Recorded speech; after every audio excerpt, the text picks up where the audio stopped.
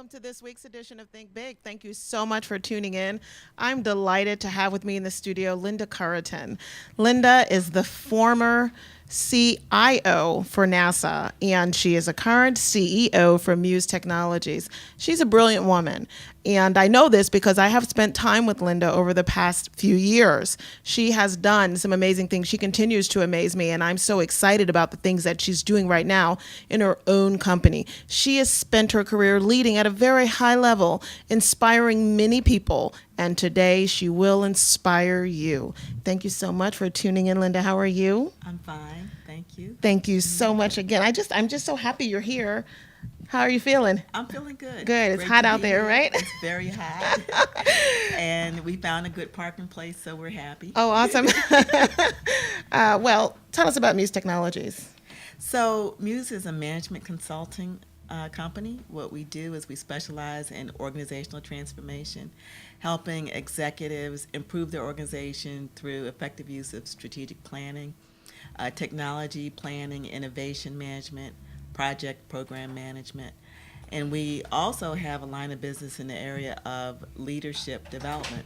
And the reason why we got in there, we sort of backed into it because with organizational development, organizational change rather, we found that not only are technical skills required, but the soft skills, the emotional intelligence is very important. And so it's very important to help mentor, coach leaders through communication, conflict resolution, and things like leadership development. But organizational transformation, innovation strategy is our core area. Okay, I want to come back to that because that's a lot, and you hear those buzzwords all the time. Organizational development. There's a whole field of study dedicated to it, so I know it means a lot, and I do want to have time to talk about that later. But in terms of the name, how did the company's name develop for you? Oh, so in college, I was a Latin minor, right over there, Howard University, Right. minor in Latin, and I loved Greek and Roman mythology. And so the goddesses of inspiration were the muse, the nine sisters, as it were.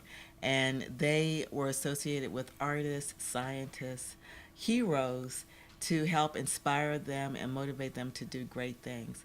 And so the muse is that those creatures that motivate us to do great things.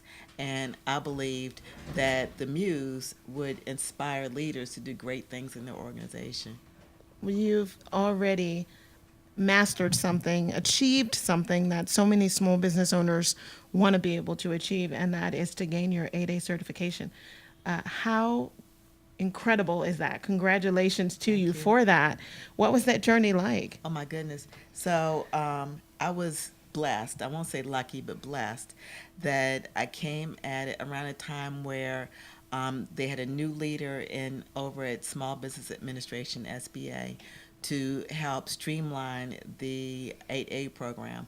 So I got right in where it took just a few weeks to get it done versus years for Yeah. some people.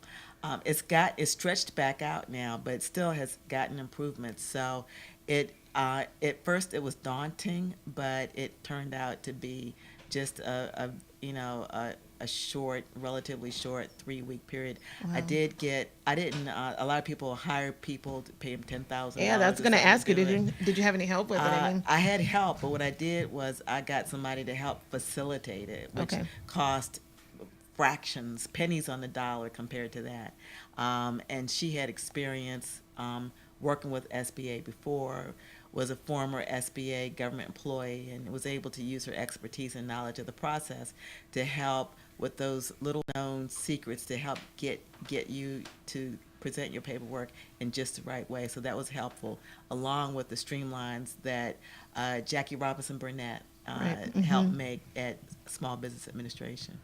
So, what are you able to do now as an 8A that you were not able to do before certification? So as an 8A company right now, there's a authority that's offered to federal agencies where they can direct a contract to us without competition, a sole source contract, up to $4 million in the category of work that we perform in. So, for example, if we go to a federal agency and they like what we do, let's say in strategic planning, and they say, oh, well, there's a lot of changes coming in the administration right now. I need a strategic plan in place. I need it done by the start of the fiscal year. Well, they can award a contract to us without competition for up to $4 million to get that in place for them. Wow, that's got to be great and a relief. I mean, as a new business owner, that must take some of the burden off of business development. Well, I mean, I I know don't you know still if have to do your, you your due still have to, you diligence and still so have to forth, do but it. yeah, Yeah, it's a, I would call it a license to hunt, right, but it doesn't mean you're bagged the animal, right. so to speak. And how do you, I'm sure you're not already getting nervous about the timeline since there is a time period for the 8A certification, right? Yes, I'm not in the nervous period yet, and the timeline is 9 years. Right. So we're in year 3. So we're in good shape. In about 2 years, we have to start building our non-federal Oh, portfolio. uh-huh. Yeah, things like that. And you're already thinking about that now? Yes, we're Uh-huh. working on a GSA contract right now. I hired an intern to come in this summer to help us get that done. So a GSA contract will get us in place to. We're also looking at the mentor protege program and finding strong partners to help us with some of the things that we need to do in order to develop, like getting CMMI certification, Sure. ISO 9000, and some of the certifications that make us stronger and more marketable. Right. This is chapter 2 for you. And recently there was that movie Hidden Figures that came out and just unveiled some of the greats from the past that just were not known of. You were CIO for NASA at a time when a lot of women were not leading at that capacity. Congratulations to you on having achieved such a great accomplishment and for your contribution to not only technology and leadership, but to the overarching African American community as a whole.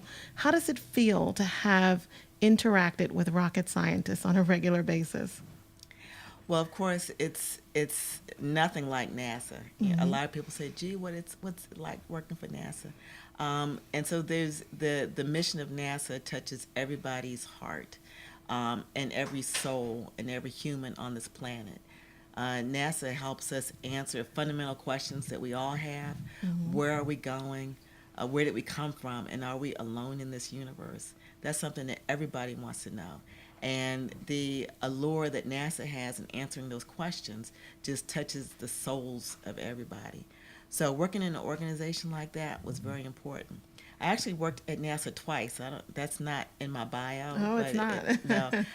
But my first job out of college, after graduating from Howard University, a young mathematician. I was a young mathematician that started working for NASA as a GS7. And I stayed there for a year and a half, almost 2 years, and I had to leave. And 25 years later, I came back. Wow. Came back 25 years later. So when I decided to work for NASA, I mean, did you always know that you were going to come, that you wanted to go back? well, did I always know? No, I tried to go back, but it was very difficult to get in. Got it.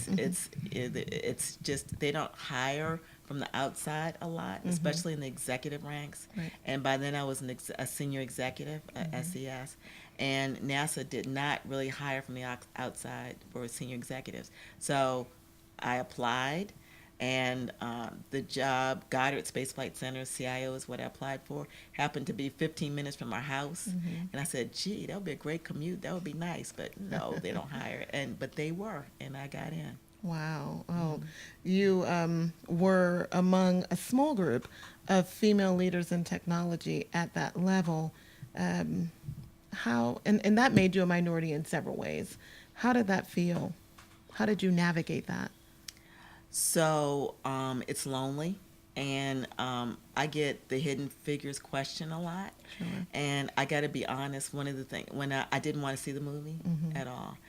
And I didn't want to see the movie because I thought it would make me angry to remember some of the bad things about being a lonely female in technology.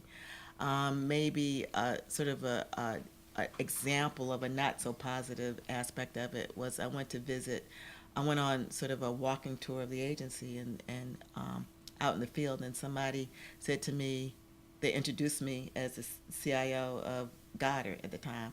And this man said, "You are the CIO of Goddard?" And I said, "Yeah." And it said, "You?" And I said, "What? You?" "Yes."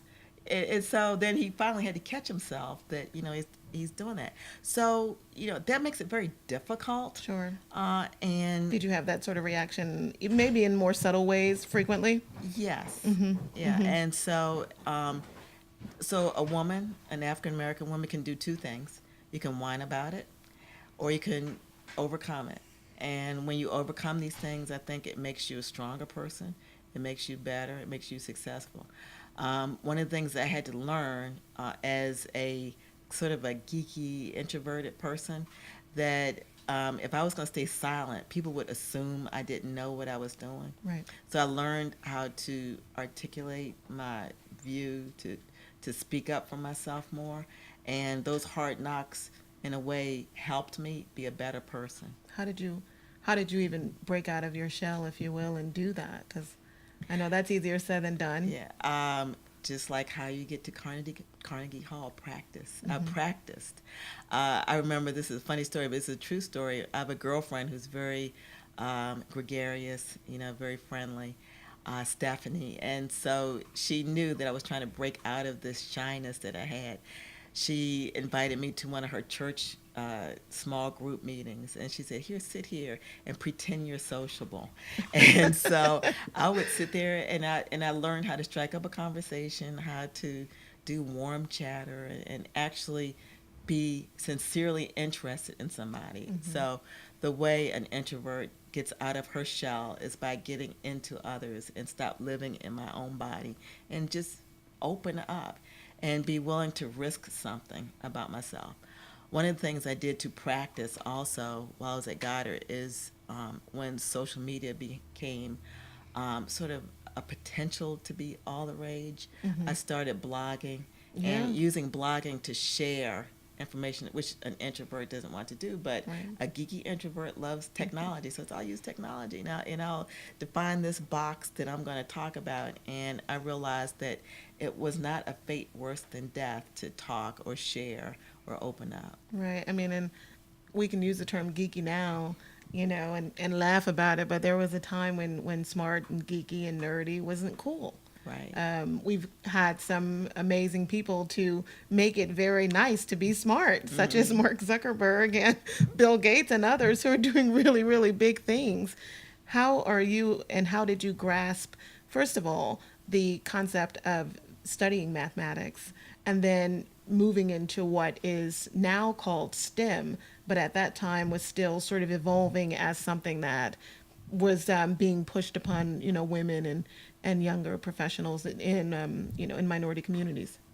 So I was always loved math, and I was always good in math in elementary school coming up. I went to D.C. public schools, by the way, and I know you went to Duke Ellington. That's not Yes, I did. That's not easy. Yeah. What did you focus on at Duke Ellington? Music. Okay. Yeah, music. And I'll come back to music and the connection, how I got into mathematics. Okay. But just like any girl would do, I really had a crush on my 7th grade algebra teacher. And he was really, really cute. It's funny because I saw him again in another life with our grandson who we raised. We went to one of his school meetings, and there was Mr. Murray. It's like, oh my Disclaimer, God. Linda Carton's husband is sitting here with us in the studio, so. I was interested because he made it accessible to me, and I really liked it. So I took algebra, geometry, and all those things. He must have been really good looking.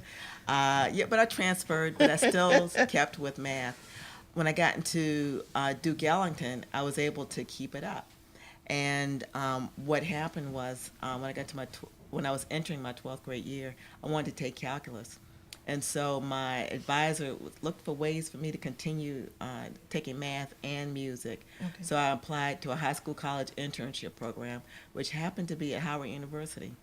And the internship program was in my senior year of college. I was able to be a full-fledged freshman at Howard, taking a full load. So I started there, and I couldn't get in calculus, but I was able to get in pre-calculus, which made me happy. But I didn't start off in math there. One of the things that at that time, they tended to do at Howard, any good student that came in with good SAT scores and good grades, Sure. they wanted them to be a pre-med major. So I declared a pre-med major. Wow. I did. And Was that did you just detest that, or you? I detested it. I did. And finally, my Latin teacher asked me, says, "Why do you want to study pre-med?" And I said, "Because I want to be successful." And then he says, "Young lady, if you follow your passion and you study what you love, you will be successful." And so I marched out of his office and into the counselor's office and declared a mathematics major. Wow. And at that time, you didn't really have a career path for that. You just knew that that's what you I wanted to do. didn't know what I was going to do. Wow. Not at all. Wow, that was really brave, especially at a time when it really wasn't common.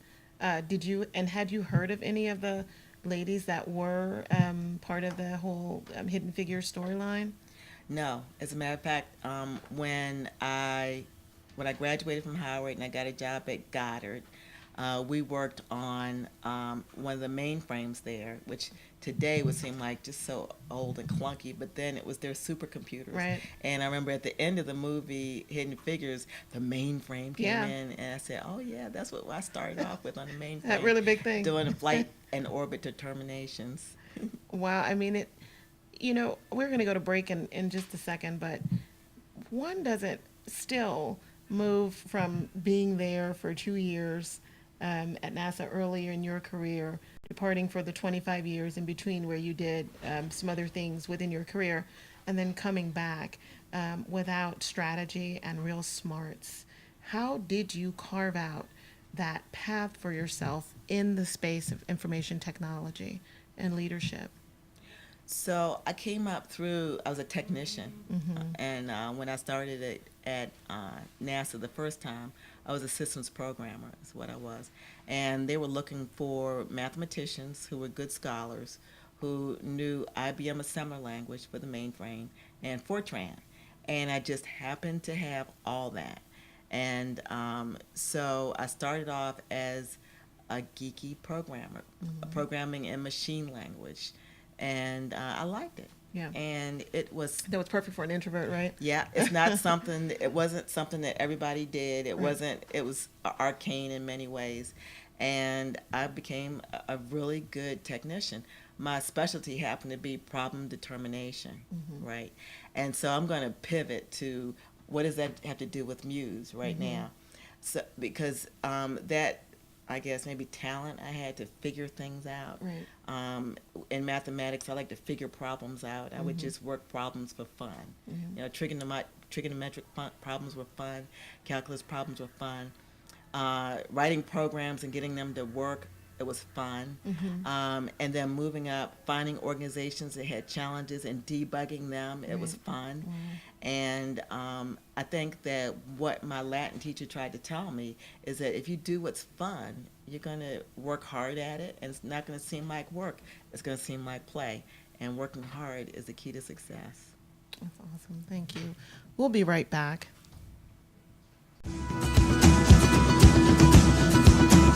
This episode of Think Big is being brought to you by the SOAR Community Network. Visit them online, soarcommunitynetwork.com.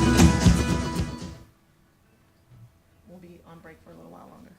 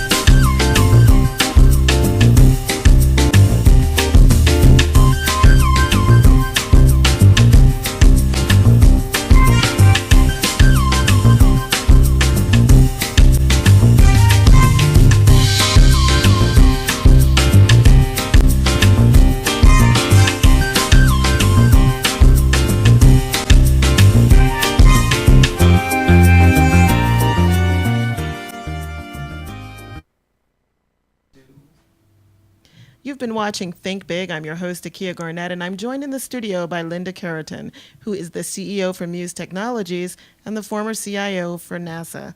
Again, you have done some great things, and you're still doing great things. What is your greatest hope for Muse Technologies? What I hope is that I leave a company that can continue to exist long past me being CEO. I have a business plan that actually phases me out. Really? Yes. That we end up being known as a company that a little Deloitte, so to speak, that is a boutique-like company that people turn to help with their technology challenges. Have you started bringing people on? Do you have heirs who might assume a leadership role in the company, or do you? I wouldn't say heirs, but I have a succession plan. Okay. Where people can move up and into various roles, and a way to work myself out of a job. Right. So, in particular, can you tell us a little bit about the core competencies for Muse Technologies? Right. So, strategic planning, helping with strategy development, project and program management. One of the things we do is with project management, we're looking at different ways to do software development. Traditional ways called, one is waterfall, which is give me your requirements, I'll go away, and 18 months later I'll bring back what I hope you asked for. And so we help organizations go from that approach to a more agile approach, which is, okay, what do you need? Okay, how about this?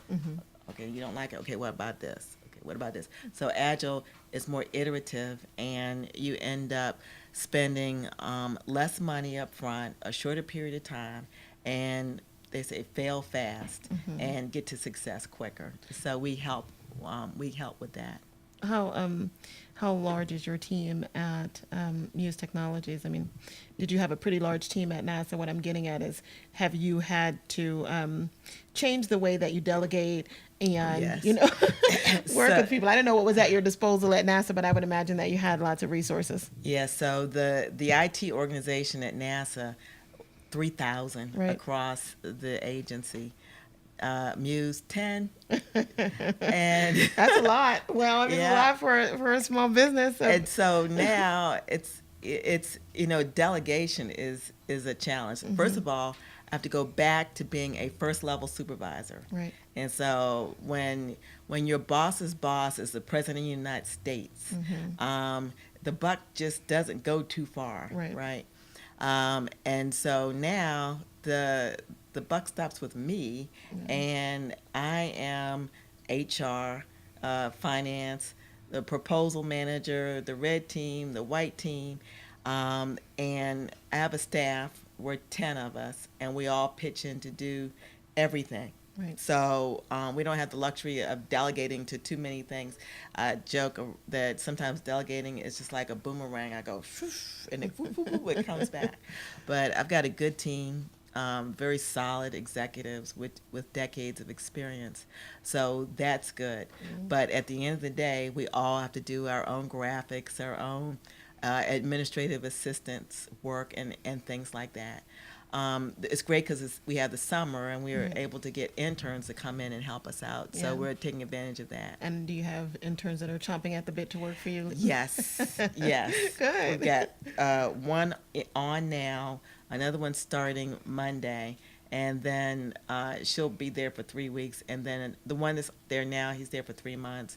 One will be here Monday for 3 weeks, and then another one in July for 1 week. So you are a leader of over 3,000 people in the Information Technology Network for NASA, which is like running a mini large company, actually.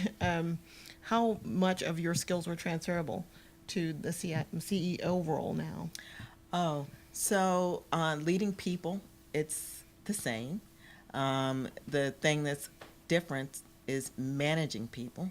So as the CIO of NASA, you do more leading than managing. Right. And what do you And, say the difference in between those are? Managing is more laying track.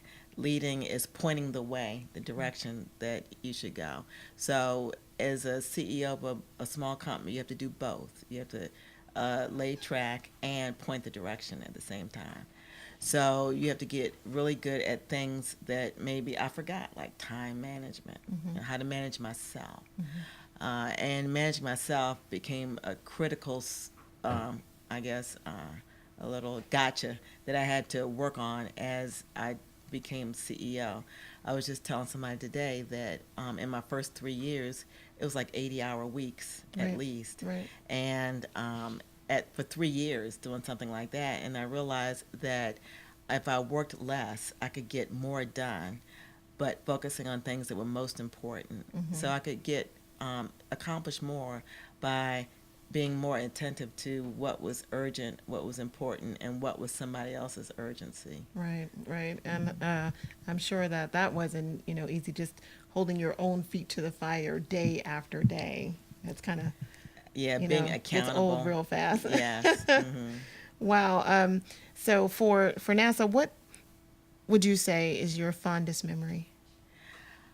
I want to say seeing a space shuttle launch, but I think it would be more accurately described as feeling a space shuttle launch, Wow. because you've seen it. You've seen Yeah. the videos, and it's 5, 4, 3, 2, 1, and that's shuttle Atlantis goes to, So it's that drama. It's good, but to actually be in, as close as you can get safely, which is where we were, and And you how far can, back is that? maybe it's 2 miles Oh, or so. I think it might be about 2 miles. okay. And what happens is you can feel the ground rumble. I mean, to feel it, and that's powerful because it's going slow, and yet you feel that thrust. You can feel the intensity. I thought I could feel the heat coming from the engines. It's like, and then you can feel it, and then as it starts to accelerate, you get the sonic boom, and it's like a pop. Like, oh, that's a sonic boom. And it pop, pop, pop, pop, pop, pop, pop, pop. So you can hear the acceleration. So feeling it, feeling the power, and hearing this acceleration and the excitement of actually being there, that was great. Oh, and so one time I saw 3 launches, and this is like my greatest moment of all time, and I got it too. The Nichelle Nicholas, who played Uhura on Star Trek, Right. she was at one of the launches, and they were just about to launch. It was like T minus 30 seconds or so, and then the people who come to launches, they know that's when it's time to come out. So then she comes out, and I was filming it on my iPhone, and I saw her, and I'm like, oh, I dropped the phone, and I got her. I was just so excited to see her close up. How does the role of CIO contribute to an actual rocket finally being able to launch? In many ways that are not very clear. So technology underpins everything. One of the challenges with being the CIO at a technical organization is everybody understands technology. Right. Everybody does. So it's hard to perceive what does a CIO add that an engineer doesn't always know. But what a CIO brings to the table is the understanding of the management of technology and how management of technology at a scale helps to do that. The CIO organization at NASA is responsible for the pictures that you see, Right. NASA TV, the connection that films what's going on and then transmits it out so that engineers can see later if something goes wrong and if there are any anomalies, they can examine it. But to be able to transmit commands to spacecraft happens over telecommunication links that the CIO's organization manages. And so in some ways people say, does the CIO do that? But yes, the CIO does that, and that's very, very critical to what NASA does. Were you ever holding your breath in any of those, what sounds like, in what I know because we're watching it on television as this is happening, really intense moments? Yeah, sometimes in those intense moments, you want to make sure that everything works, Right. and nothing fails. I know lately, as I left, IT security became more of a concern. And so now especially with now what we know how, I guess what's the word, how creative Right. The cybersecurity adversaries can be. Yeah. You never know when things are going to go wrong and whether or not they're able to insert themselves at certain points of a mission that could end up being dangerous to mission or to human life. Right, distorting what's Right. happening. And oh yeah, I mean, I can imagine some of the some of the mind fullness that people just, don't even understand could be happening in that space. And I'm pretty sure that was very scary. um, you, in your role now as CEO, have a new set of challenges. What would you say is your greatest challenge as CEO? Setting up the infrastructure for the company, I would say that when I first started or when I contemplated Muse, that I thought that it was as easy as developing a marketing plan and Sure. getting some brochures out and then going out and just reeling that work in. But building organizational capability, you can sell something, but you've got to be able to really do it. And I had to translate my own skills into organizational capability, and that continues to be a challenge. What am I good at, and what does the company in turn become good at? There's a book, I think it's called The E-Myth. I think that's what it is. And this woman was really good at making pies, and people say, "You're so good at making pies. You should go into a pie making business." And she did, and she almost burnt herself out because she went into the business of making pies, but what she didn't do was create a company that makes pies or create a business that can make pies. And so it's sort of seductive to keep staying in the pie making business. Right. And for myself, it's how do I create capacity so that others can have benefit of these pies that Muse Technologies has to offer. Was it a little scary launching a business? Oh yeah, the 2013 April 4th is when it was midnight, and the economy was not that great. I didn't have any money. I would say not a lot of money. I had no money. I did have a government pension, which was good, but not enough capital, a poor economy, and not really a good understanding about how to capture government work. I knew what the government domain was like, and I could solve problems, but not necessarily translate to that into a proposal and a contract and a win.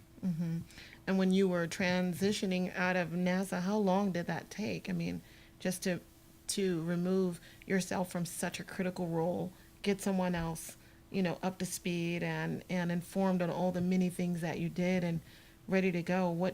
How long did that process take from the time you really, begin entertaining, departing, and actually leaving? I would say that was a lesson learned for me, that I don't think I tended to that very well. I don't Okay. think I tended to what would happen without me and succession planning and things like that. Just identifying somebody doesn't mean that They're going to be able to do the job in the long right. run. Yeah. And I don't think that I did a good job laying that out. Also, for myself personally, I don't think I did a good job transitioning myself out of being a CIO to a CEO of a small company. Was I prepared for it? No. And as I look back, it's been 3, 4 years now. I think I'm getting there, but I probably needed to spend some more downtime perhaps, Right. doing nothing. How long did you spend? 10 minutes. Yeah, because I do remember that your notice was out and then your News Technologies was up, and I mean a lot of people do that, so most people probably thought nothing of it, and thinking that perhaps this was already in the works for years, and that this was your master plan, if you will. But it wasn't. It wasn't. And so I think I needed that time, that white space, Right. maybe, to create that master plan instead of saying, I'm going to do this, I'm going to get out, I'm going to go after this work. I've got answers. All I need is questions. Right. That's all I need. And the questions weren't there. And how to articulate this ability that I have to make these great pies into something that people could consume. Right. And so when you are a CIO for NASA, I'm assuming that, everybody's watching and gets to see when you have a win. When you are CEO for Muse Technologies, what does your win look like now? And how do you celebrate it when you might be the only person who cares what happened? So I would say that wins don't necessarily look like maybe my version of a win may not be what other people judge to be a win. As an African American female in this industry, I was high profile. Right. People are watching me. Right. People see me. There's a lot of pressure associated with that. There's a lot of pressure to be successful, and a lot of expectations. Like, well, she's not all that good, Right. and wait until she finds out this is not all that easy. Mm-hmm. And so there's a lot of pressure, Right. that's associated with that. Um, what I found is are the little wins have been the most successful to us. We won a very small contract once. It was teeny weeny, Mm-hmm. And I remember I got an email from the contracting office that says Muse has been awarded this contract. Blunt, boom. And so our senior vice president, Alyssa, I call her Muse. I Mm-hmm. said, so I called over and said, Muse, guess what? What? Says, we won. No way, Muse. Yes, way, Muse. We did win. So those little teeny little wins where you work on something and you stay up all night long Right. for several nights doing it, Right. and then you end up with a win. Something like that was just really just so heartening. It was just really great. But you said that it was a lot of pressure, very high profile. Where did you draw your inspiration and just your strength to move through all of that? I would say my mother and my grandmother. They both had that grit that's just amazing. Um, my grandmother died. I wasn't quite finished my book when my grandmother died, and so I dedicated my book, The Leadership Muse, to my grandmother. And let me tell you about her. She could do drywall, masonry, plumbing, Where is she from? Is she? Washington, D.C. All right. She could do light car mechanics.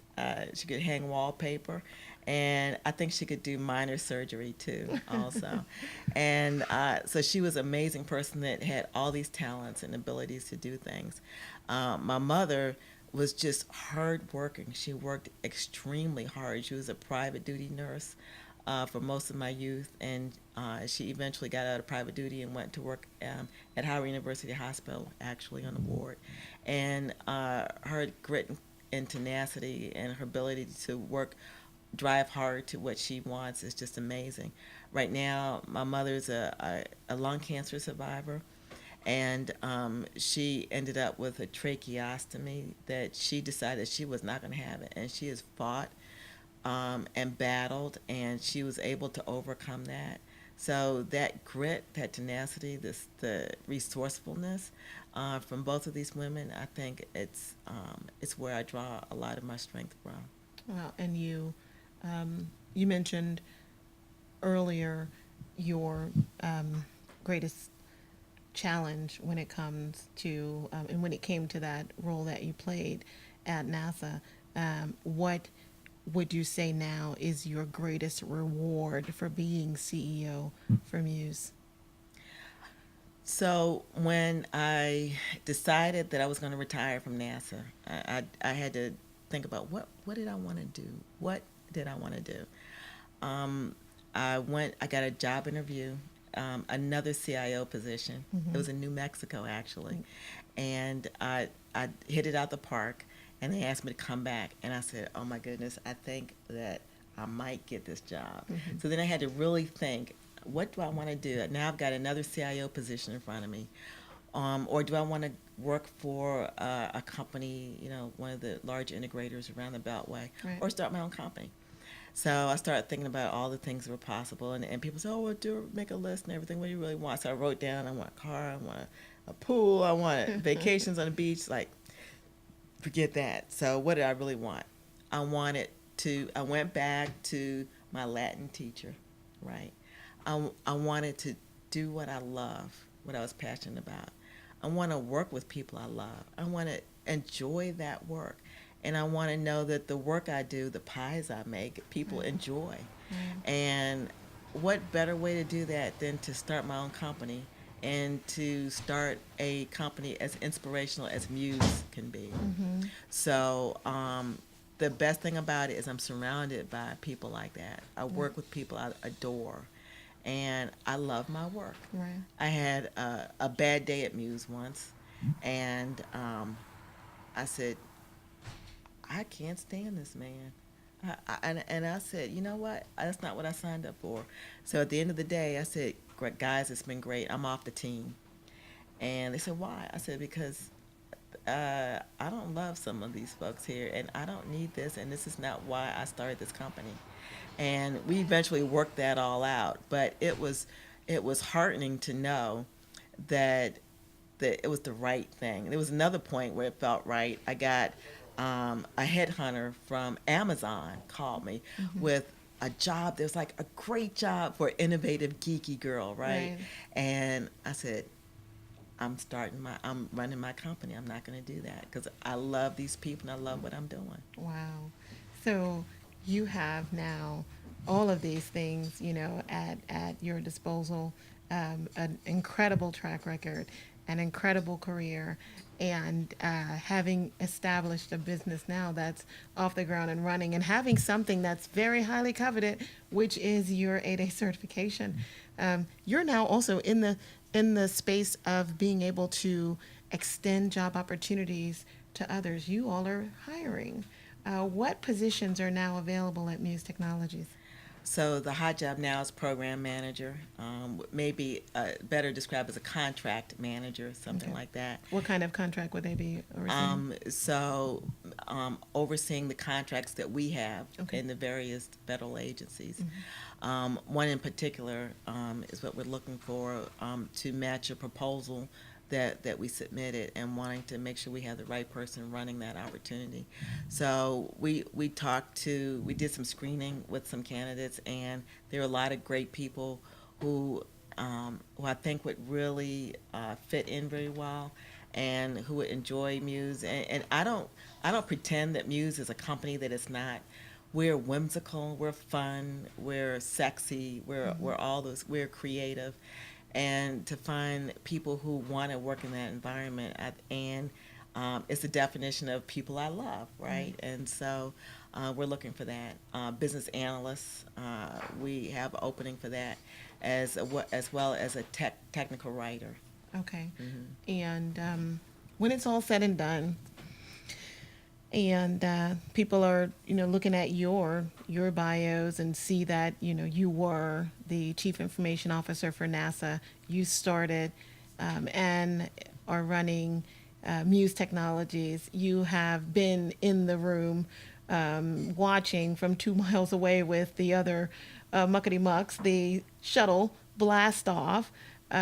What would you like people to remember most about your life, your contribution to humanity, and your profession? I think that I would like to be inspirational to others. I would like to do something that can help others feel that they can do the impossible, that that they can dream their dreams and achieve their dreams.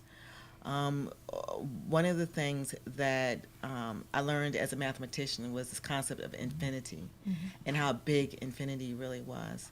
And I would like to really get across that life is big and it's infinite, and you can achieve whatever you. It's so trite. I don't even want to hear myself say it. You can be whatever you want to be. Let me tell you a quick story. I know Sure. we're getting there. So I love the whole topic of STEM, and every chance I could get as a NASA CEO, and even now as CEO, Right. as CIO, I would go out and talk to young folks about STEM.